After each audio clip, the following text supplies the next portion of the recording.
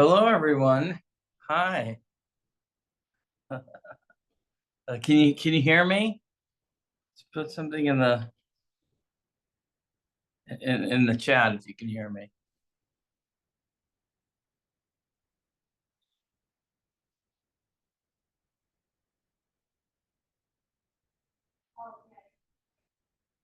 Okay, good. So yes, you can hear me. Good. Thank you. Okay. All right. Well, it's only 5 o'clock, so it's 5:01 really, and I don't know if Rabbi Danino is going to be with us. I know that I think he left for Israel to celebrate Passover in Israel. Um, and oh, hi, hello, Duffy, shalom. And I think and Aaron is here. And Chacham Aaron, Rob Aaron is here. I think and interesting, it is his research that it's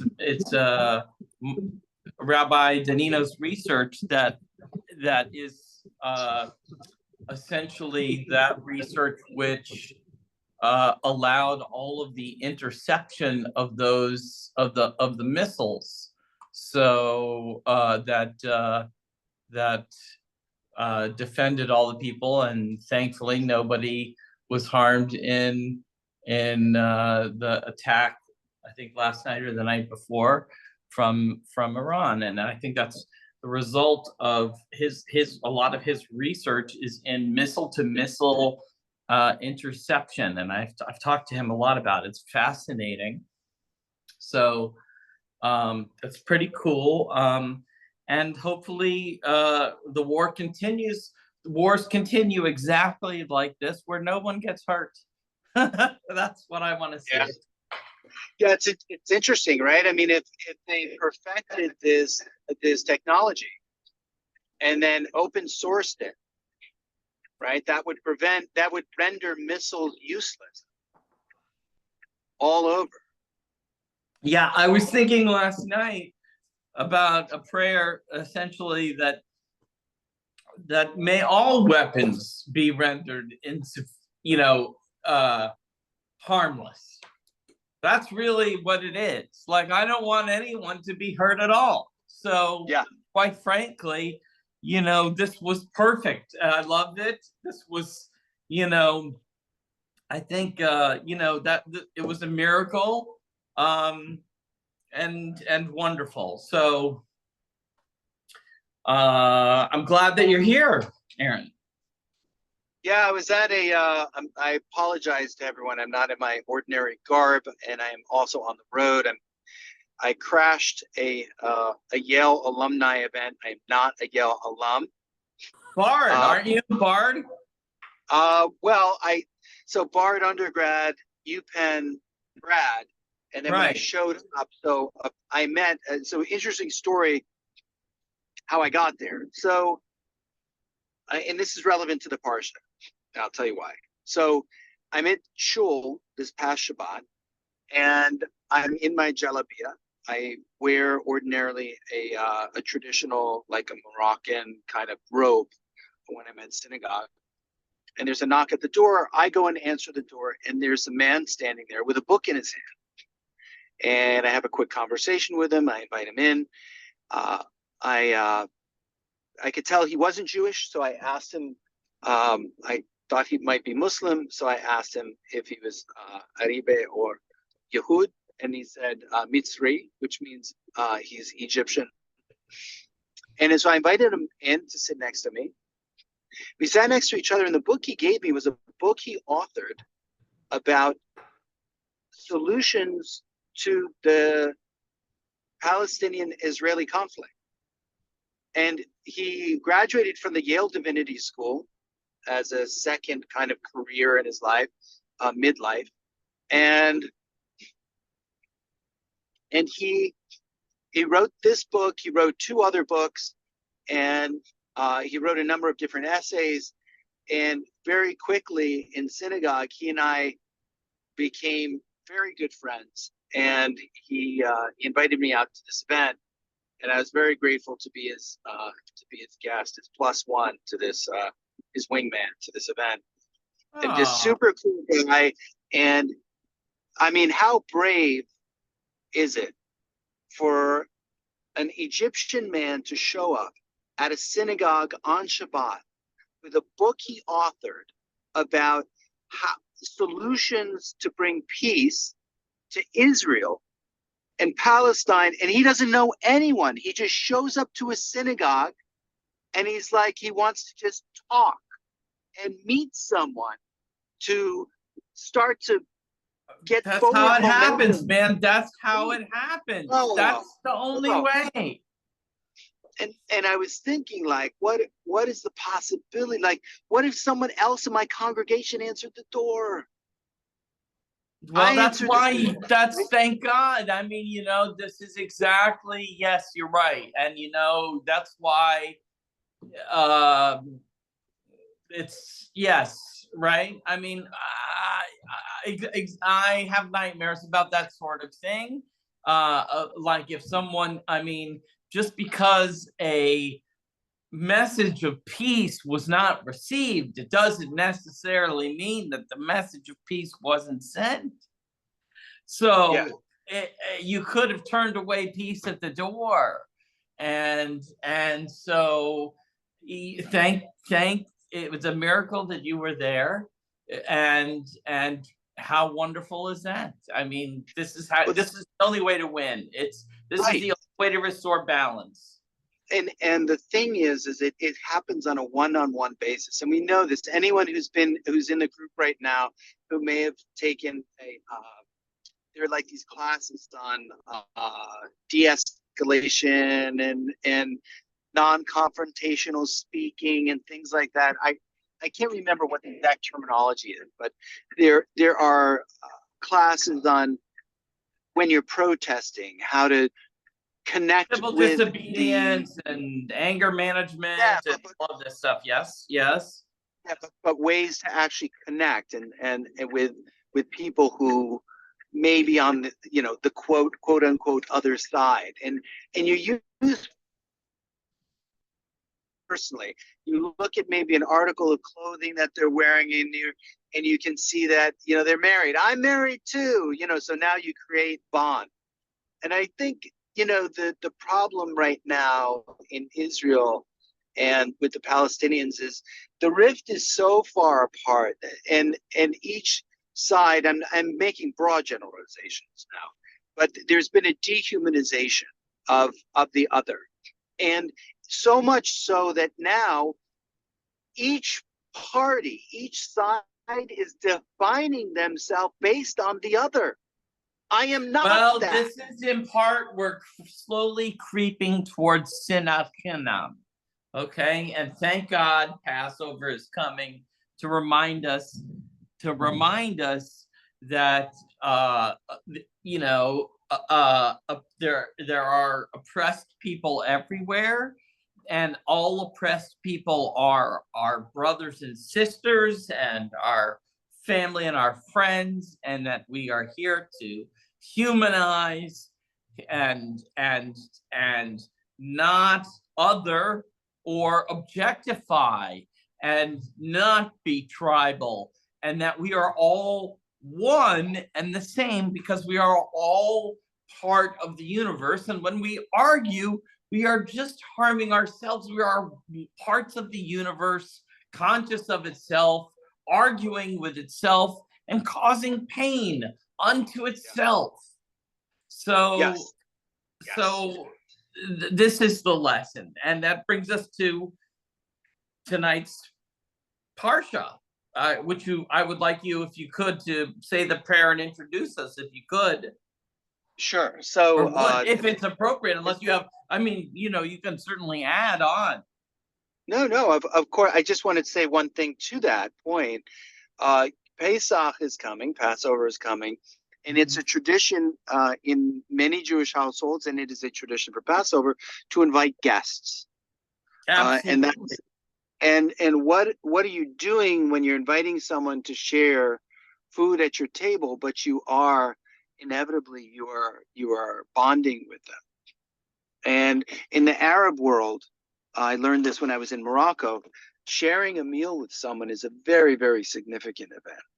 Yeah, sharing a meal with someone is a magical event in many cultures. The idea of breaking bread together and sharing a meal together. This is contagious magic.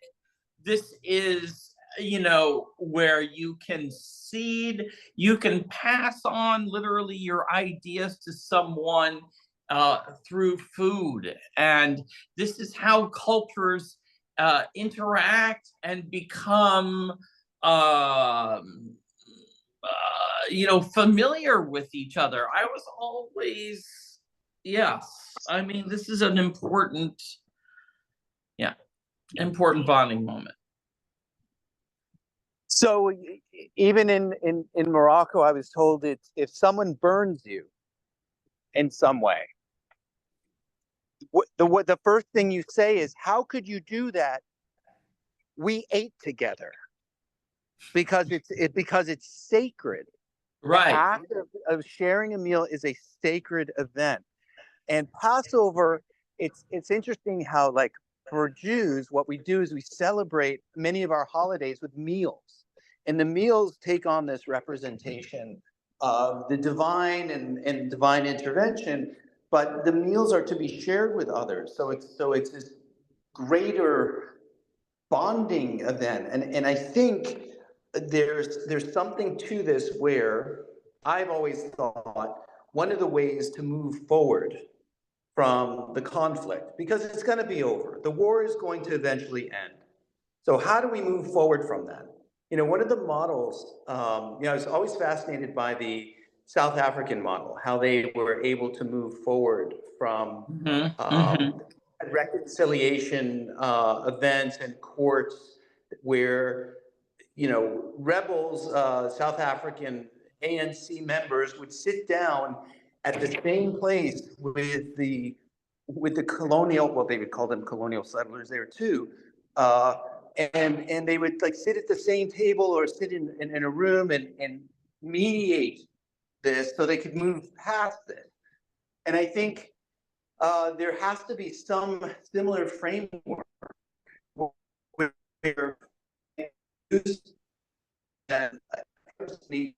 you're cutting in and out. Yeah, my proposal is a situation where you're Jews cutting in and and Arabs. You were saying that you have a proposal of a similar framework. Yeah, to create a framework where Jews and Arabs are breaking bread together after the war. Sharing a meal and politics is off the table. Instead, what you do is you can talk about anything but politics. Talk about family, talk about the food you're eating, talk about the simple problems that you're having with your children and the school and things like that. But politics off the table, and you know what? You learn that whatever demonization has occurred is just part of that, part of that horrible kind of propaganda that's always there, and then we can move beyond. We can move beyond. Yes. No. Yes. So this is the beauty. So anyway, okay. So to start, so let's say the bracha for Torah. Baruch atah Hashem Elokeinu melech haolam. Let me get to it. Hold on. Asher natan lanu et Torato. Baruch atah Hashem. No,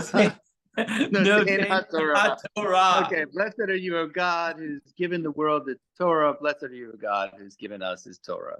So maybe Yirmiyahu, because I've just settled in, maybe you can start off with the Parsha. We can pick up just a little bit where we left off before with, it was about Sarat. And Sarat was the skin condition that related to the Lashon Hara, and how it exhibited itself on an external basis, even though Lashon Hara, when it's spoken, this is something that's internal that's happening, and you're passing it internal to another person. It now is exhibiting itself from an external form. All right. Terrific. That's a terrific introduction. So, right. We're on Parsha Metzora, okay, which is you know, Leviticus 14:1. It starts at Leviticus 14:1. And we covered last week this idea, this sort of skin disease, Saraat,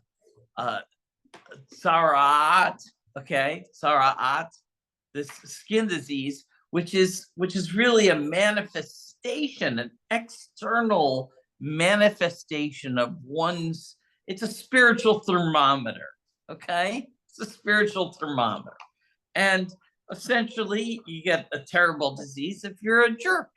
So, and a sinner, and unrighteous, and this is manifest on yourself. And I just that, I mean, that's a quick review.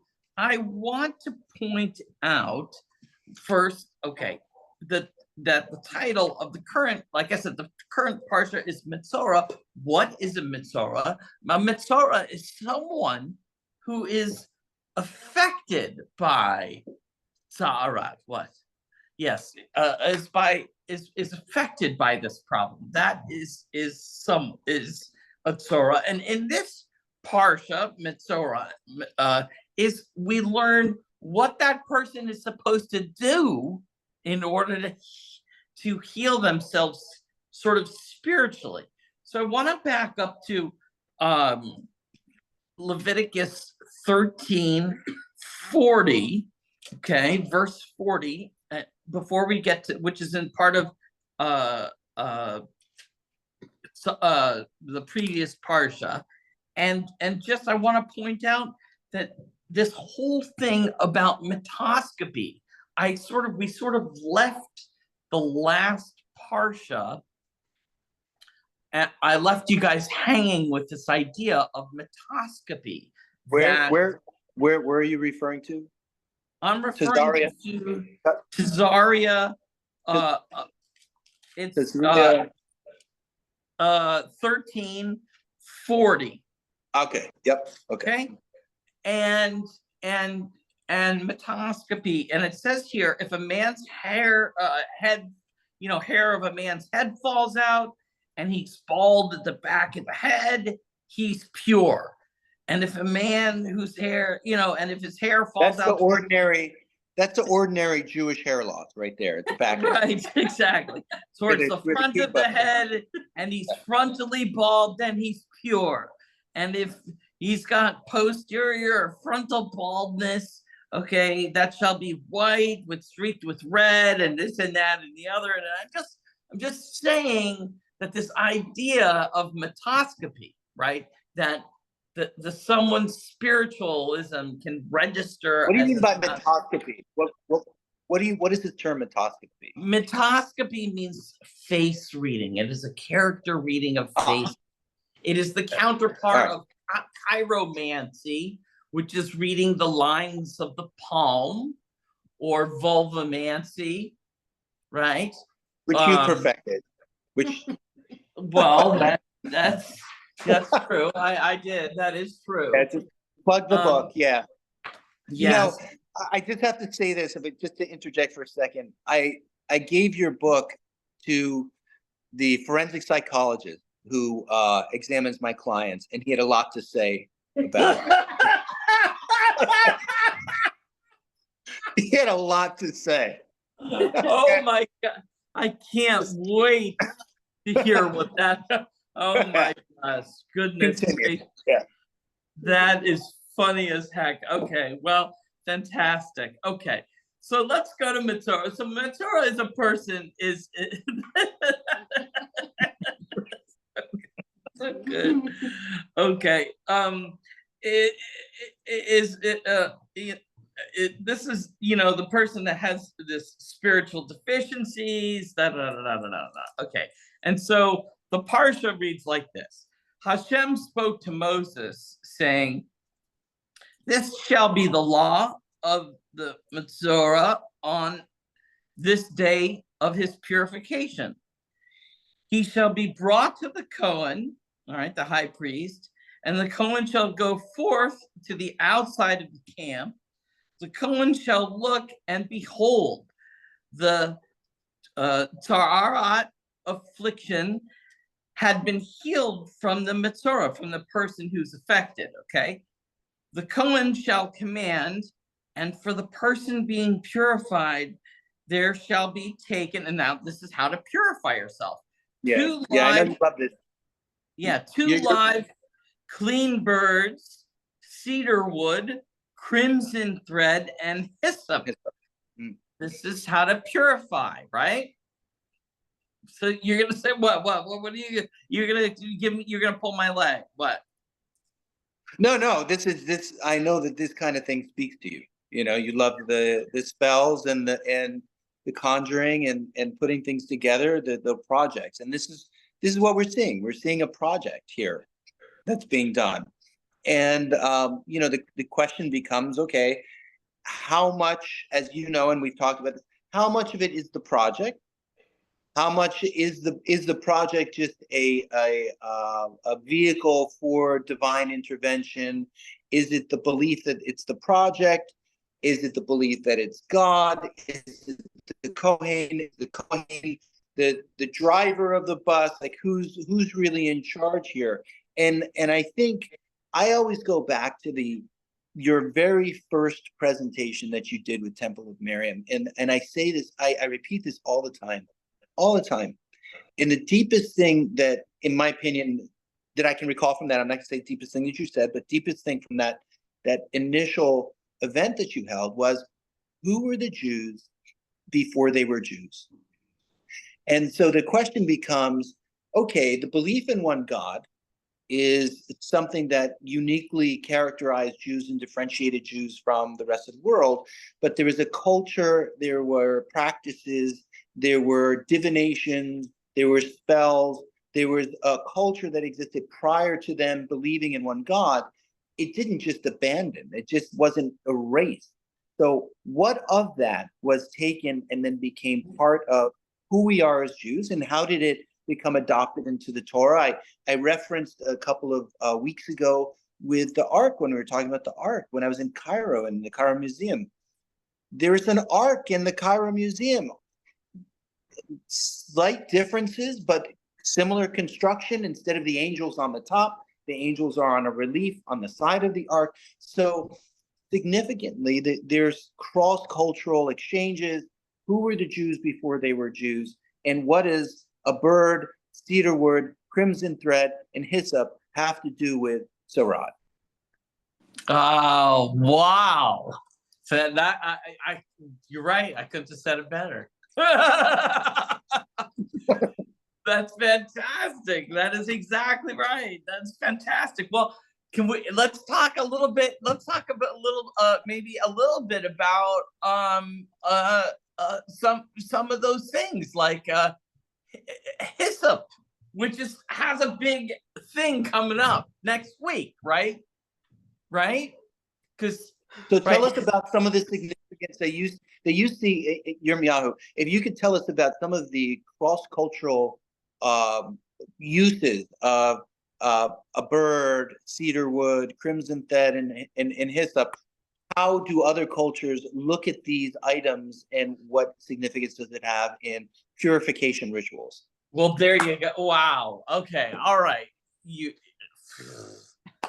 He's like the best straight man I've ever had in my life. But this is fantastic. It's like he served it right up on a dish for me. It was so delicious. It's just like, wow. Okay, so hyssop is a small, bushy, little aromatic plant, and it's a member of the mint family. Okay, it's a member of the mint family, and it's an herb that's used for purification. And the whole that's right, it is. And the whole twigs of this plant are used in rites of purification for people who are ritually impure from the contact of a corpse.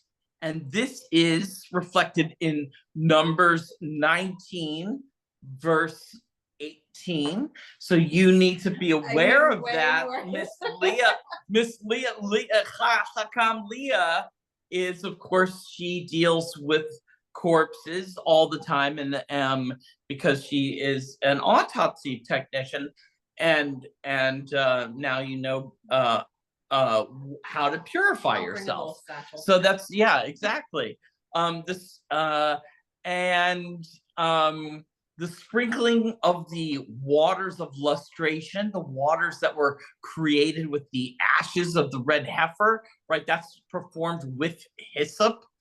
Hyssop is used for purification of lepers, according to Leviticus 14:4, and which we're on right now, and Psalms 51:9, and the proper ratio of hyssop to a cedar is of great importance to the followers of Rabbi Bunham, right? Rabbi Bunham, that Simcha Bunham, who has the symbol of hyssop, right? Yeah, That's right. And hyssop it's according to the Talmud, it's grown in a courtyard, right? It's sold in bundles, and it's very humble. It symbolizes humility, and flexibility, right? It can sway, right? It can sway. And its counterpart, its balance in this formula is cedar. Cedar stiff. Lebanon, the cedars of Lebanon is for strength. So yeah. I have so a question. Yeah, you have, yes. Traditionally, Jews are buried in pine boxes. Traditionally, Jews are buried in pine What's the boxes. significance of pine rather than using a cedar coffin or a hyssop coffin or a case coffin? Yeah, why is it pine? Yeah. That is an excellent question, Aaron. I don't know the answer to why is it pine. Do you know why? I don't think there's like a specific, as far as I'm aware, there's no specific commandment that it needs. I know that it does not have, it can't have any metal in it. And I think the point is that it's wood, and I think pine is very just easily disintegrates. Very soft, right? And it's soft, and the whole point is for the body to go back into the ground, which is kind of an irony, because there is the principle of Tehiyat HaMetim, which is the rising of the dead.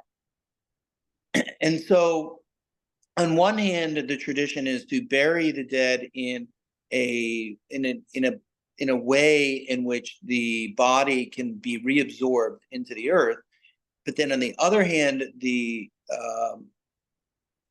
there is no tradition to cremate a body.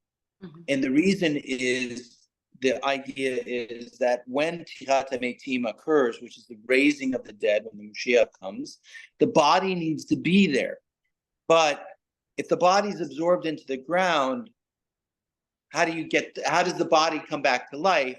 How is it different from someone who's cremated? You know?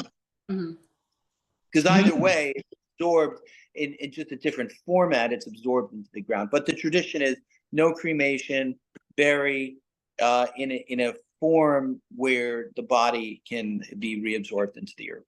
So okay, thank you for that answer. That explains it. Wow. Well, the other in this purification ritual that is laid out for us in this parsha, for someone who is a Metzora, right, affected by this spiritual impurity and has this skin disease, one of the other ingredients is cedar. So let's talk about the Jewish ideas surrounding cedar. Cedar is indigenous in the Middle East. It's the national emblem of Lebanon, and this is a type of cedar that is famous for its large size, and its strength and power.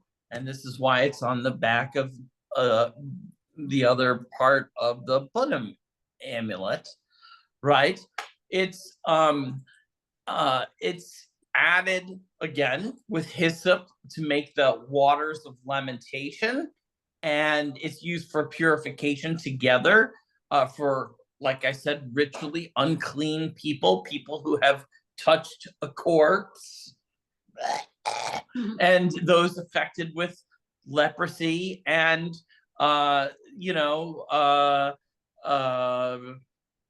so let's see. There's the cedar is talked about. This particular cedar is talked about in the Talmud. It was called Sherbina.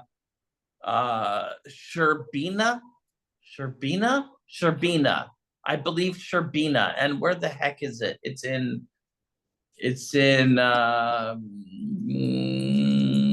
Gittin 68b, which is filled with a lot of very interesting spells. Gittin is a very interesting book, if you ask me. Noah planted cedars and cut them down, and when the wicked Nebuchadnezzar died, the cedars of Lebanon supposedly rejoiced. So this is a plant that can be happy too. So a little bit of cedar and a little bit of hyssop, and then there's this crimson string that they talk about, which is totally, if you ask me, bizarre. Oh, and Duffy says the scarlet wool symbolizes the sin and the need for pure. Well, hyssop represents humility and purification. That's right. Hyssop is humility and purification, and cedar is strength and also purification, and they're used in combination with each other. And followers of Rabbi Punim discussed the actual proportions that they needed to be used in relation to each other for the purification ritual to be effective. And this one also calls this purification ritual calls for a crimson thread, and everybody gets excited over the crimson thread because everybody likes to think of the Kabbalah and the crimson thread against the evil eye and those types of relationship. But the crimson thread in this case is less to do with the evil eye, is my understanding. Is that do you have an understanding, Aaron? Well, the Rashi tells us all about, in terms of what his interpretation of the significance of the different ingredients of this is. He says the cedar wood, the commentary is from arrogance to humility. Right. So it says atonement for sin requires that the erstwhile sinner purge himself of the moral flaw that caused the misdeeds. The underlying cause of slander and gossip, the sins that are punished by Tzara'at, is haughtiness, because it breeds the contempt for others and lets one talk about them in a callous manner. So the Metzora's repentance entails a resolve to change him or herself, a change that is graphically symbolized by the following three items that accompany the offering. Cedar wood, because it grows tall and imposing and wide, it symbolizes haughtiness. The crimson thread in hyssop, the thread, wool, dyed with a pigment made from a lowly creature, a type of insect or snail, whose identity is unclear. Thus, it symbolizes the penitent's newfound humility. Hyssop, a lowly bush, symbolizes the same idea of humility. So it's taking these opposites and bringing them together. Yes. Yeah. And then there's the shaving, which reminds me of that scene in The Wall. The what did you say? The shaving? The shaving, yeah. The second stage is the shaving. The head, the beard, the eyebrows, all the hair. Oh, yes. Right. That reminds me of that scene in The Wall where Pink is in front of the television set, and then he just shaves his head and his eyebrows. And yes, well, that we have, of course, in Judaism, a long tradition of hair and beard magic, right? So hair, hair has lots of different different meanings and symbolisms in Judaism, and some cultures have the payas, right, and a beard, and beards are. If I can just interject, it's not some cultures. I mean, the Torah very specifically says there are areas of the head that shall not be cut. And that's right. That is, and so growing pealach is something that it's a commandment. It's a Torah commandment to grow. It is a Torah commandment. That's right. And then but Nazarites have their own specific traditions about that, right? Jews have to refrain from cutting the hair of their head, and it has to fall out, naturally. And there's dreadlocks, right? Samson was famous for his 7 locks, right? So there's definitely big hair magic. Jufro magic. Yeah. The higher the hair, the closer to God. Right. The higher the hair, right.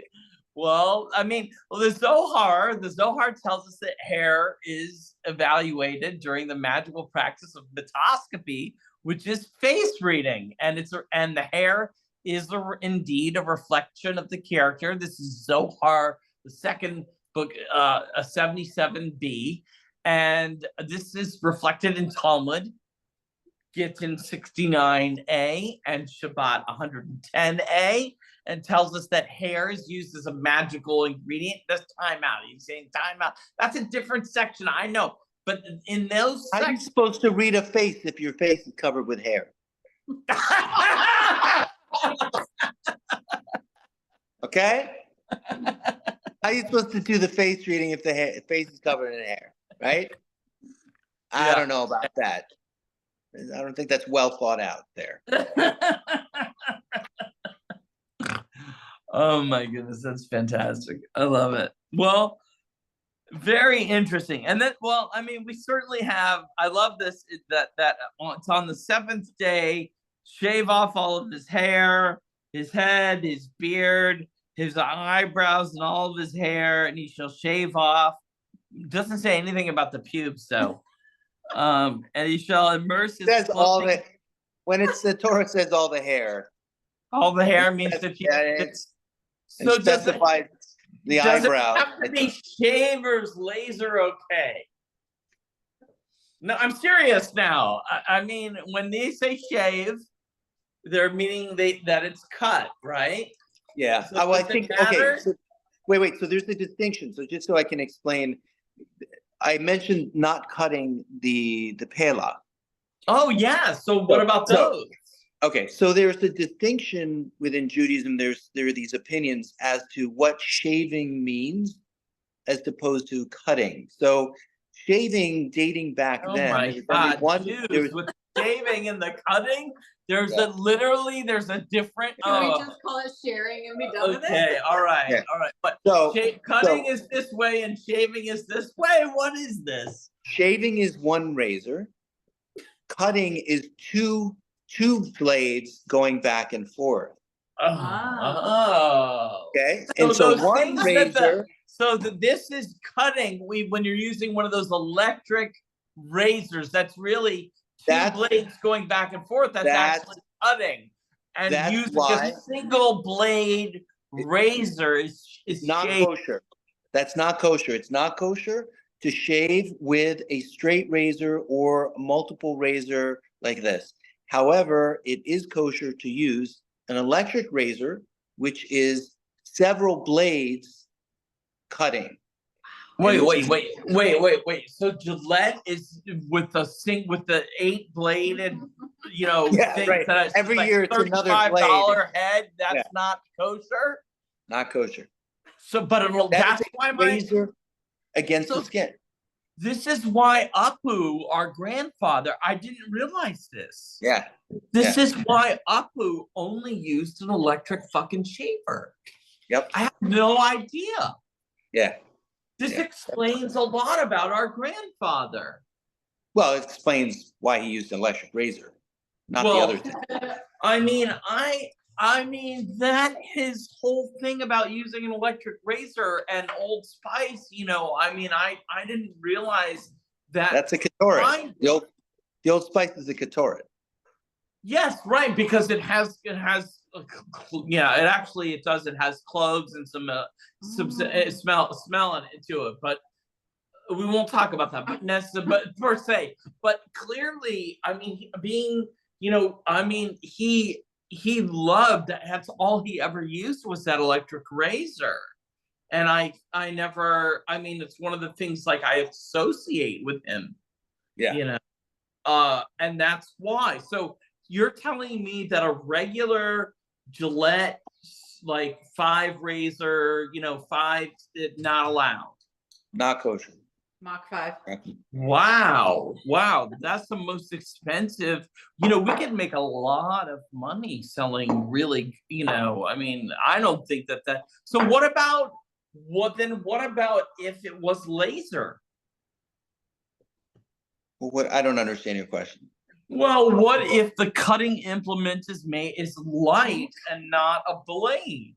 So there's an opinion that depilatory, That's burning. which That's are like, singeing the hair off, and Right. Jewish women used to singe the hair off.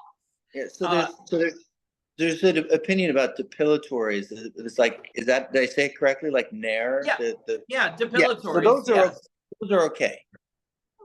The depilatories are okay, and Yeah. singeing hair has to be okay because I know that during blade. Roman times, Jewish women used to singe off and burn off their pubic hair because there's a issue in the Torah about having too bushy a big bush because you could get tangled up in there, and that's part of why you're not supposed to have a genitalia jewelry.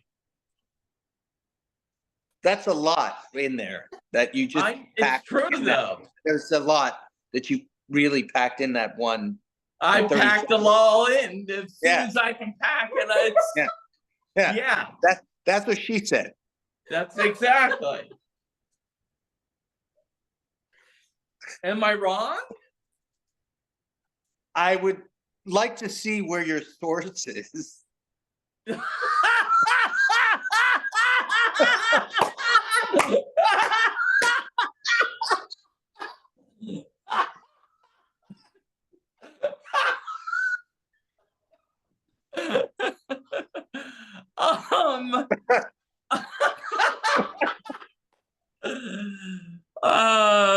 All right. Well, Let's move on.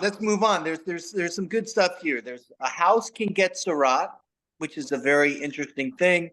But I know what you really want to get into, and let's not beat around the bush, okay? Let's just get right to it, okay? Let's just talk about the Zav, okay? Let's just get to the Zav. So here, Hashem speaks to Moshe and Aaron and says, any man who has a discharge from his flesh. Oh yeah, right. The discharge is contaminated, and it's any bedding that has a discharge is contaminated.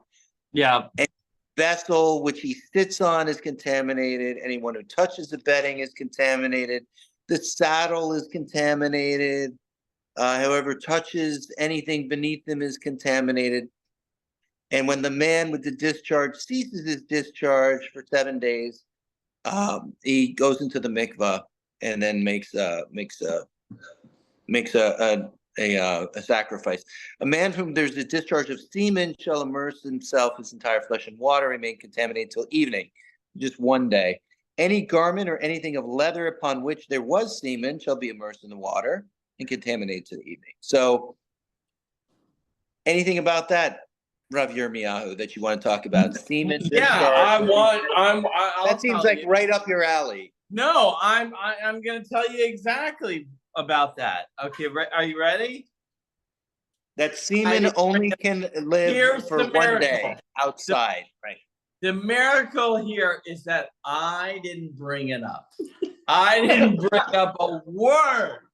That's the miracle. I did not. Let it be said, I did not read anything about this passage whatsoever. Nothing. You know what? I think I've been set up. This is a setup. I could tell there was 10 minutes left and I had to do, or 15 minutes left and I had to do it. Setup. Okay. Just wait till we get to Ezekiel 23:20. All right, so all right, so so you're not allowed to everything is contaminated. And how many saddles did you go through, Yirmiyahu? How many saddles? Yeah.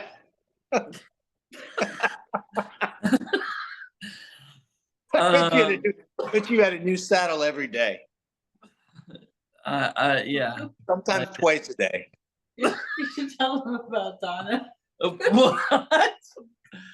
Donna putting the cloth on the door. I have some, what? Never mind. Okay. All right. Well, fascinating. This has been an absolutely fascinating.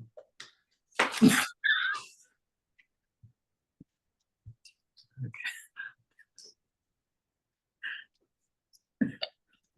you want me to continue? Do you want me to continue? I want someone to continue. Oh my goodness. Who knew that it would be so really exciting? Well, all right, let's talk about seriously. Okay, so there is this thing about purification of the house, and that ta'ara, that it can lead to an impure location. Okay, and that's quite fascinating. Purification of the house, and that we talk about that right now. That's happening. That's one of the things that happen preceding Passover, which is happening next week, right? Is there's a various ritual to purify the home. The four basic methods of home purification are burning, which is Ibn Gemor, boiling, which is Hagalah, and pouring boiling water, Iru Kli Rishon, is that right?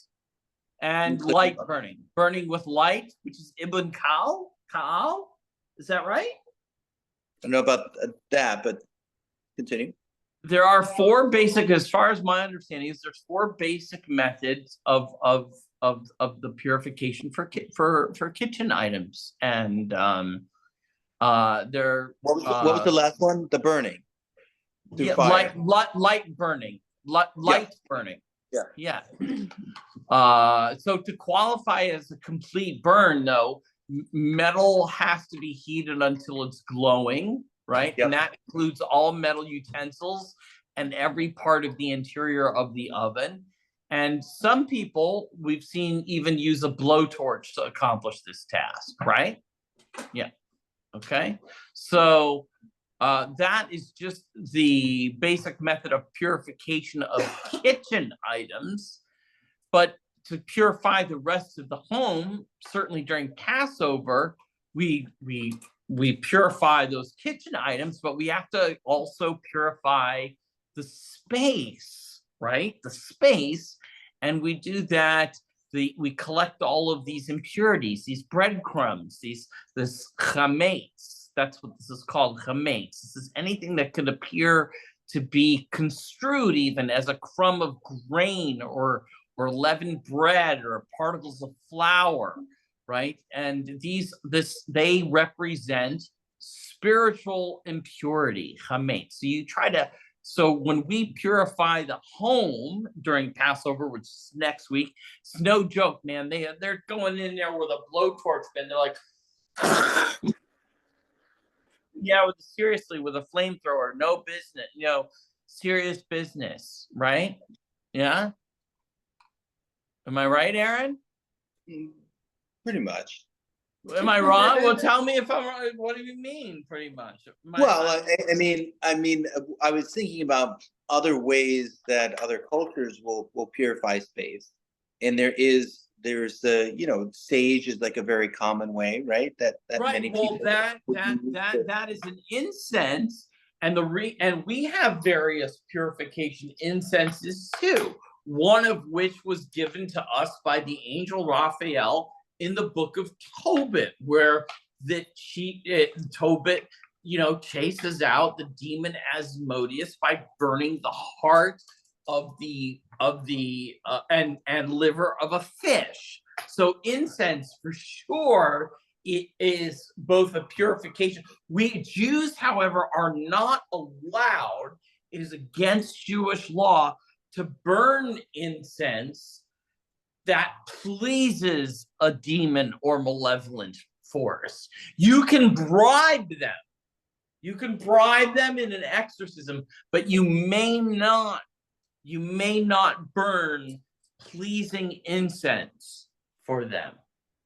You can burn incense to get them the hell out of the house that they don't like. Yes. But that's yes. So you're relating it to the tzara'at and just the purification of a house, but let's take this like a step back from that. Okay. So before, the Torah is talking about the purification of a human and the human body and what makes something pure. And so the Torah is telling us that it's important not just for your body to be pure, but also for your home to be pure. And so what are the things that we do to spiritually purify our bodies, and how do we eat, how do we think, what are the things we take in, and also in our own homes, how do we make our home a proper spiritual home, so that it can help influence us in our spiritual growth. Like, so what are some of the things that we do just culturally as Jews, but just to think on a broader scale, because we have a lot of folks who are not Jewish who are tuning in. So what are the things that we do just generally as folks to make sure that our home does feel welcoming spiritually and encourages us to become closer to God? So, and I think that's what Parsha is really teaching us. It's that it's not just your body that you need to think about from a purification or purity sense, but it's also your home.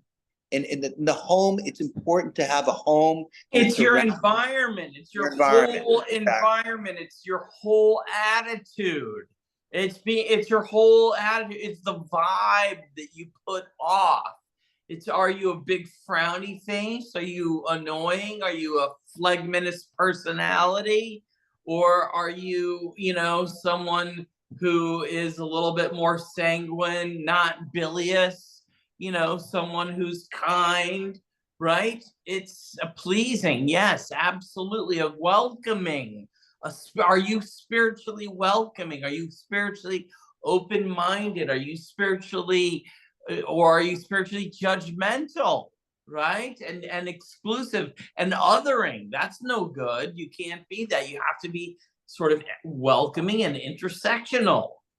Right, and the tzara'at is a skin affliction that as a human being shows up when you yourself are committing the sin of lashon hara, when you're speaking ill of others, and this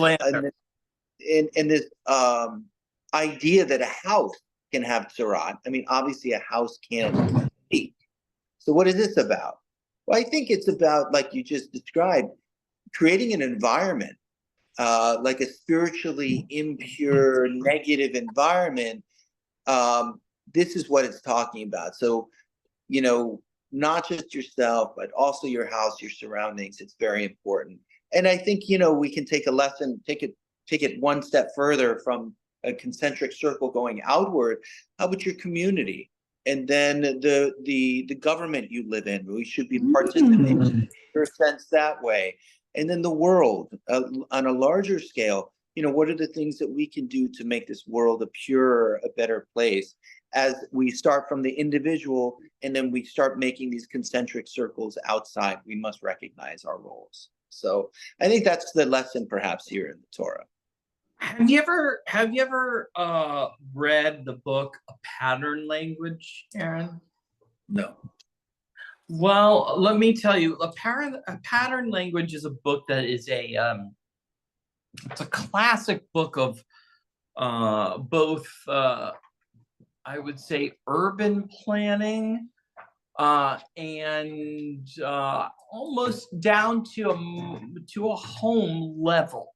All right, it's a very interesting book, and I urge many people to try to get a hold of a copy. The chapters, as I remember them, each have a title, and they're only 1 or 2 pages long, and the whole book is built around maybe the summary of an architectural issue. And then it might have like a 1-line summary of the issue, and then various proposed solutions to that issue that have been done throughout history, and then various problems that those solutions raise, and then their maybe recommended solution. But the problem is, of course, that each solution comes with its own set of problems, right? So if you decide to build your home and you decide to put a window over here, that's going to mean that maybe you need an overhang, and that's going to cause some sort of shade, and that issue about the shade needs to be dealt with in this manner, and that is going to cause this issue, right? It's the whole environment is an imbalance, and the book is from both an environmental architectural point of view, literally saying how large your Juliet needs to be for it to be a useful Juliet, that something that someone is actually going to go out and use, right? If it's ever any smaller than this, nobody's going to use it, right? It has stuff like that, all the way up through building a city that is walkable, a city that has community and is easily accessible to everybody. And where would you put your post office? You would want that to be in the center of town, so that where everybody gets their mail, they walk to the center of town, and that fosters a level of intimacy and community and da da da da da. This is what we're talking about as a purification or a purity or an inviting environment for God, right? That everything is just right, civil engineering, correct, right? And it's a wonderful book. Pattern Language has absolutely nothing to do with Judaism or any of this, but you can see the mysticism of architecture all around you and having a wonderful environment, right? And in Judaism, there's lots of things that we do. We remind ourselves of the fact that God is one, and we do that by placing a mezuzah on our door frame, on our lintels. On Passover, Passover's wonderful examples. Coming up next week, we took hyssop, right? Hyssop, what we talked about earlier. We dipped it in blood, and we painted the lintels with the blood of the lamb in order to make sure that we could cheat the angel of death, right? We marked ourselves in order to protect our homes so that the angel of death would pass over us. And what did we use? We used hyssop, branches of hyssop. So it all kind of comes together. It's interesting to me that this is the Parsha that falls this year before Passover. I know that they're kind of, you know, they're different cycles, but you can see how they're all related. Yeah. Well, this is very good. So Rabbi Yirmiyahu, thank you so much. This has been a wonderful discussion of the Parsha. Thank you everyone for being here and showing up. And it's these kinds of things that bring us closer to God, bring us closer to the oneness that even though we're very apart, we're now very close together. And so hopefully we can bring this to our families, to our communities, and then bring that sense of oneness to the world, so we can usher in a time where there's peace and oneness. So next week, are we doing this for Pesach? What are we doing? What's this Pesach? If you're available, baby, I'm available. And, you know, and on Pesach, on the 22nd, which is the first night of Pesach, we are having an event which I invite everyone to, where we are going to be broadcasting on Discord the 10 Commandments. And while we have in the past done a Passover Seder, we're not doing that this year. You can do your own Seder. We've got videos and things like that on that, but we are going to have this thing where we show the 10 Commandments, Cecil B. DeMille's 1956 classic, and I have about 19 pages of commentary to post alongside Discord, so you guys can chime in the chat, and we can see what the heck is going on and what we're all talking about. So I'm game if you're game for next week to be here for Passover. Let's do that. We might have to manipulate the time a little bit, but I'll get back with you on that. Okay? No problem. No problem. Baruch Right. Hashem. Thank you so much. Thank you. Love you all. Everybody love each other. Okay, really hard. Okay. Yeah. Thank you. Yeah. Okay. And for those coming to book club, come right over to book club. Next meeting. All right. Next meeting. All right. Peace in the Middle East. Yeah, absolutely. All right. Amen.